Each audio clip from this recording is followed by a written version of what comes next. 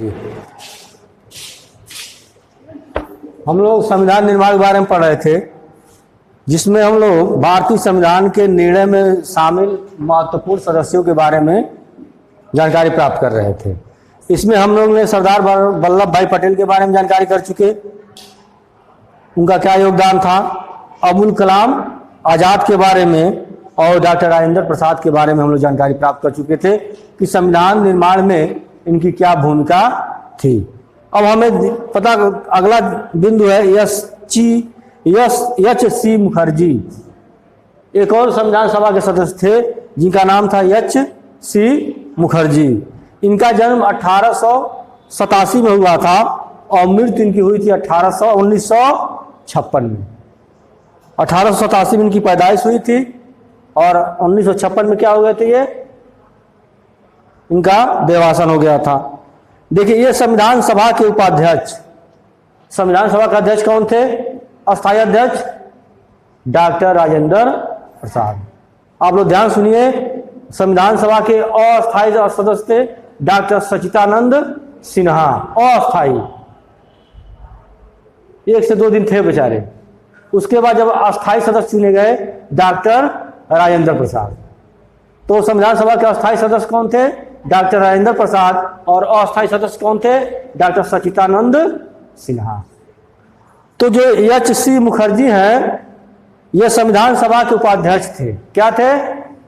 Vice president थे तथा प्रसिद्ध लेखक एवं शिक्षा विद्वान थे। ये बंगाल विधानसभा के भी सदस्य थे। अगला है doctor B R Ambedkar, doctor Bhimrao Ambedkar. अब देखिए, डॉक्टर भीमराव अम्बेडकर का जन्म 1891 में हुआ था। कब हुआ था? और इनकी मृत्यु हुई 1956 में। ये प्रारूप समिति के अध्यक्ष थे। संविधान सभा में एक प्रारूप समिति भी थी। संविधान सभा को कई समितियों में बांटा गया था, प्राक्कलन समिति, प्रारूप समिति, बहुत सारी समितियां बनाई गई थी। तो सबसे महत्वपूर्ण समिति कौन सी थी? प्रारूप समिति। और उस प्रारूप समिति के अध्यक्ष कौन थे? Doctor B R Ambedkar. तो संविधान सभा के अध्यक्ष कौन थे? अस्थायी अध्यक्ष डॉक्टर राजेंद्र प्रसाद। और प्रारूप समिति के अध्यक्ष कौन थे? डॉक्टर भीमराव अम्बेडकर। देखिए, ये सामाजिक क्रांतिकारी चिंतक थे। ये समाज में परिवर्तन लाने वाले विचारक और चिंतक थे, जो समाज में बुराइयां थी उनको दूर करने का प्रयास कर रहे थे। उसके लिए इन्होंने क्रांतियां और आंदोलन किए। ये जातिगत भेदभाव के खिलाफ हमेशा लड़ते थे।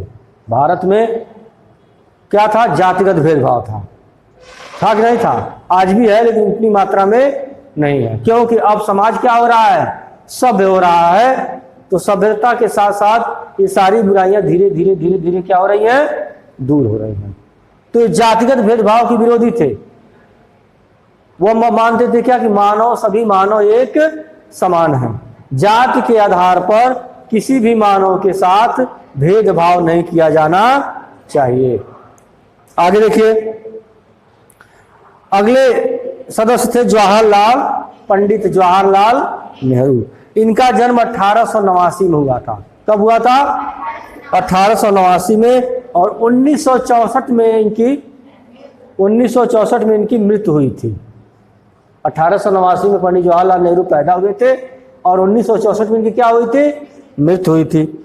ये अंतरिम सरकार के प्रधानमंत्री थे। जो अंतरिम सरकार बनी, आम चुनाव के बाद जो सरकार बनी, उसमें अंतरिम सरकार में भी क्या थे? प्रधानमंत्री थे। यानी भारत के प्रथम प्रधानमंत्री कौन थे? पंडित जवाहरलाल नेहरू। 1889 में इनकी जन्म हुआ और 1964 में ये मर गए। देश आजाद होने के बाद भारत के प्रथम प्रधानमंत्री बने। उसके बाद है सरोजिनी नायडू, संविधान सभा की एक और सदस्य थी, इनका नाम था सरोजिनी नायडू। इनका जन्म 1889 में 79 में हुआ था। कब हुआ था? 1879 में। और इनकी मृत्यु हुई थी 1949 में। यानी संविधान का निर्माण करके बेचारी चली गई। यानी इनका मृत्यु कब हुआ था? 1949 में। अब देखिए, ये एक कवित्री थी, कवि थी, लेखिका और राजनीतिक कार्यकर्ता भी थी तथा उत्तर प्रदेश की प्रथम महिला राज्यपाल थी। उत्तर प्रदेश की प्रथम महिला राज्यपाल कौन थी? सरोजिनी नायडू। उसके बाद है टीटी कृष्णमाचारी। टीटी कृष्णमाचारी, यह भी महत्वपूर्ण सदस्य थे किसके? संविधान सभा के। इनका जन्म 1899 में हुआ था। कब हुआ था? 1899 में। और 1953 में इनकी क्या हो गई थी? डेथ हो गई थी, मृत्यु हो गई थी। ये अंतरिम सरकार में, जो सरकार बनी थी, उसमें उद्योग एवं आपूर्ति मंत्री थे। कौन से मंत्री थे उसमें? अंतरिम सरकार में पंडित जवाहरलाल नेहरू प्रधानमंत्री थे। उस सरकार में कौन से मंत्री थे? औद्योगिक एवं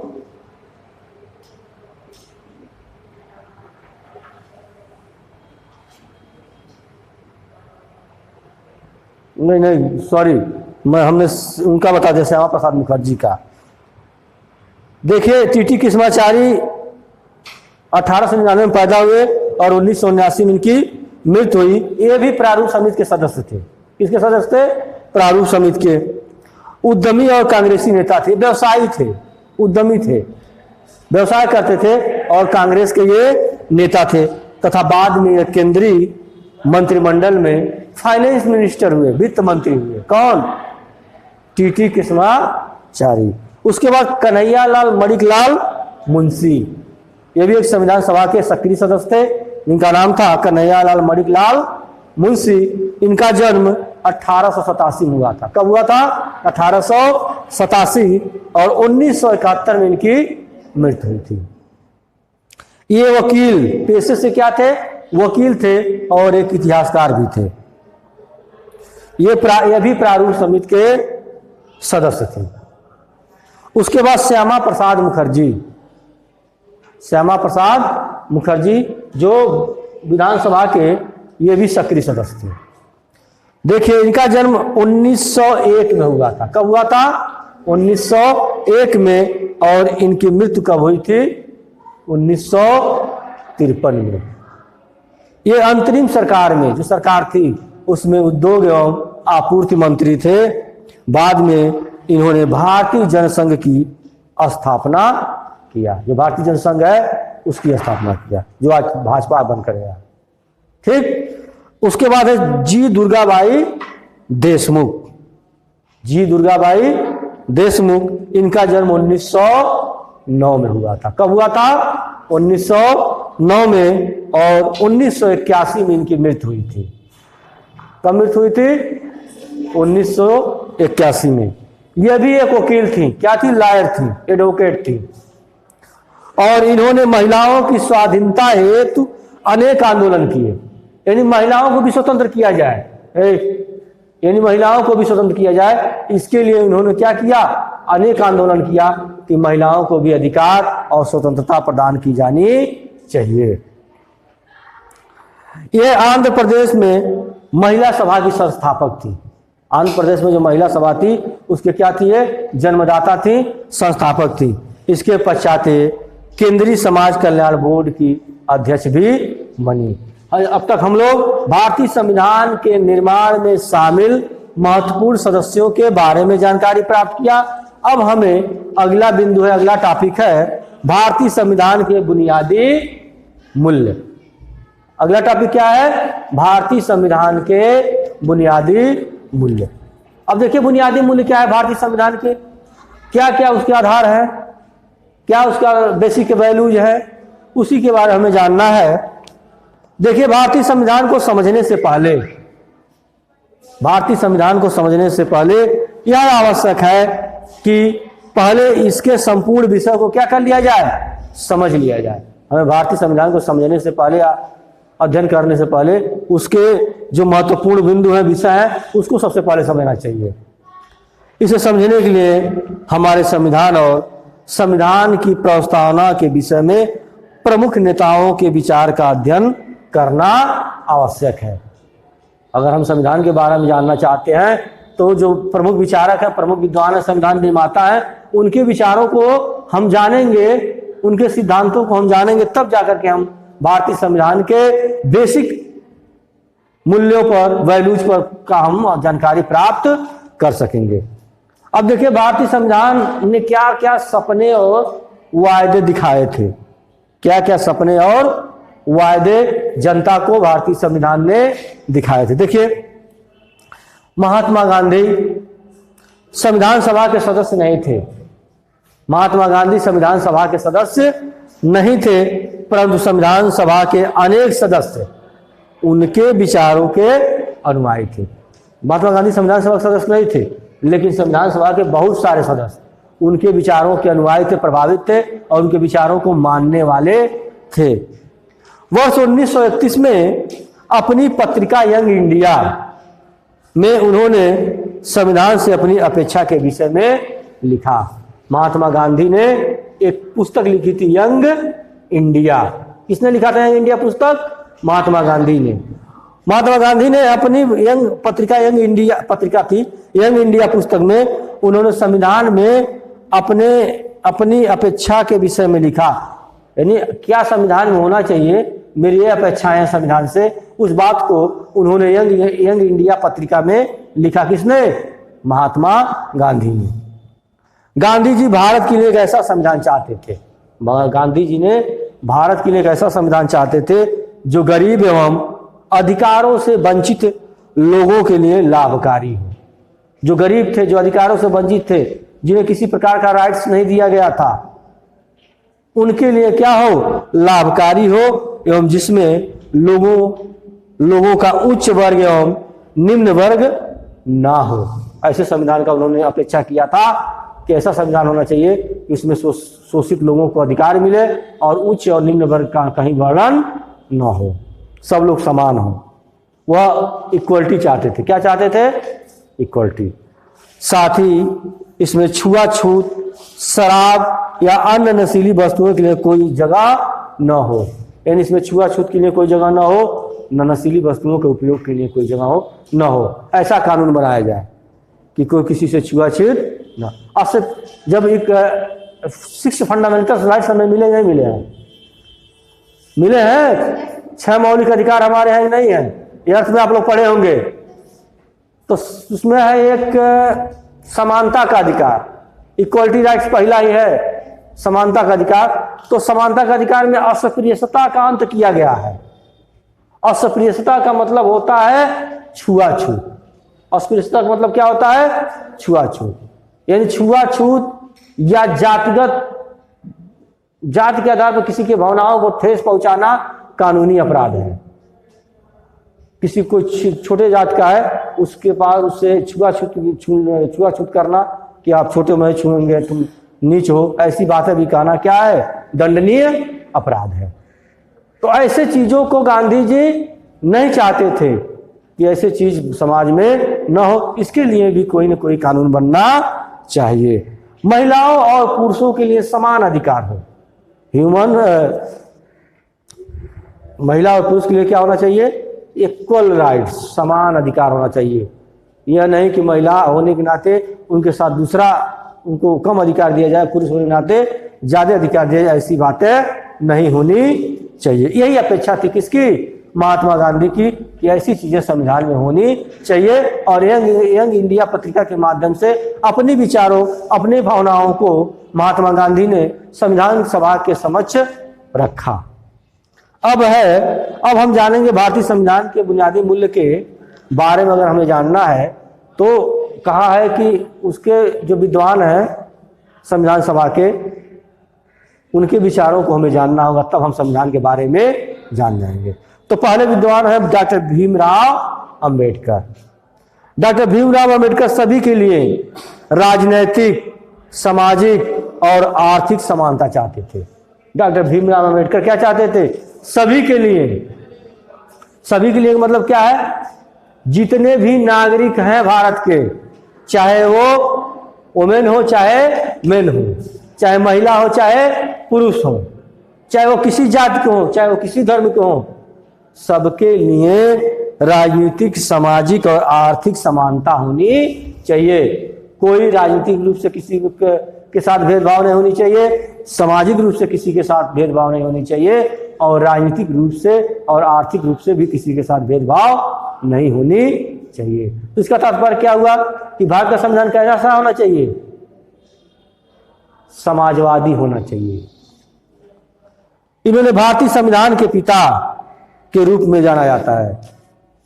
डॉक्टर भीमराव अंबेडकर को भारतीय संविधान के जनक, पिता के रूप में जाना जाता है। यानी भारतीय संविधान के पिता या जनक कौन है? डॉक्टर भीमराव अंबेडकर। इसी बात का भय था कि यदि हम लंबे समय के लिए सामाजिक और आर्थिक जीवन में समानता से इनकार करते हैं तो ये लोकतंत्र के लिए बड़ा खतरा पैदा कर देगी। यानी ये सामाजिक समरसता, समानता, इक्वलिटी, स्वतंत्रता चाहते थे। किसमें? भारतीय संविधान। उसके बाद है पंडित जवाहरलाल नेहरू। जवाहरलाल नेहरू क्या चाहते थे? वे चाहते थे कि सभी के लिए अवसर की समानता हो। सभी के लिए अवसर की समानता क्या मतलब? जो सरकार हमें अवसर प्रदान करती है विकास के लिए, डेवलप के लिए, आपके व्यक्तित्व के विकास के लिए सरकार जो भी अवसर प्रदान करती है वह समान होना चाहिए, किसी के साथ भेदभाव नहीं। आपके समाज, आपके व्यक्तित्व के विकास के लिए आपको शिक्षा दी जा रही है, अवसर है शिक्षा ग्रहण सबको, चाहे लड़की हो चाहे लड़का हो, चाहे किसी भी जात किसी भी धर्म को, सबको समान अवसर है। नौकरी में नौकरी आती है तो उसकी एक योग्यता होती है कि अगर टीचर्स बनना है तो मिनिमम बीए बीएड होना चाहिए। सबसे कम आता है तो मान लीजिए बीए बीएड है शिक्षक के लिए, तो शिक्षक का जब भी वैकेंसी निकालेगी सरकार तो उसमें किसी जात के आधार पर, धर्म के आधार पर नहीं रोकेगी। वो क्या करेगी? शिक्षक भर्ती निकाल देगी और लिख देगी कि इतने इस योग्यता वाले व्यक्ति इसमें अप्लाई कर सकते हैं। ये नहीं कहता कि इस जात के लोग करेंगे, इस धर्म के लोग करेंगे, नहीं कहता है। तो अवसर की समानता दे रहा नहीं रहा, सबको दे रहा है। लेकिन जो किसी भी जात धर्म का हो, जो ये योग्यता रखता हो, वो इसमें पार्टिसिपेट कर सकता है। तो पंडित जवाहरलाल नेहरू चाहते थे कि सभी व्यक्तियों को अवसर की समानता होनी चाहिए। गरीबी, अज्ञान और बीमारियों के नियंत्रण की समाप्त होनी चाहिए। वे चाहते थे कि सभी जिम्मेदार व्यक्ति, जो भी भारत के जिम्मेदार व्यक्ति हैं, पर्सन हैं, स्वयं समाज की सेवा के लिए क्या कर दे? अपने आप को समर्पित कर दे। अब देखिए संविधान का दर्शन क्या फिलॉसफी है। जिन मूल्यों के द्वारा स्वतंत्रता संग्राम की प्रेरणा तथा उसे दिशा निर्देश प्राप्त हुए, वे मूल्य ही भारतीय लोकतंत्र के आधार बने। इन्हीं भारतीय संविधान की प्रस्तावना में शामिल किया गया। इन्हीं के अनुरूप भारतीय संविधान की सभी धाराएं बनाई गई और संविधान का आरंभ आधारभूत मूल्यों की उद्देशिका के साथ होता है। इसे प्रस्तावना या उद्देशिका कहते हैं। समकालीन विश्व में अधिकांश देश, अमेरिका, संविधान की प्रस्तावना से प्रेरणा लेकर अपने संविधान की शुरुआत और प्रस्तावना के साथ करता है। यह था आपका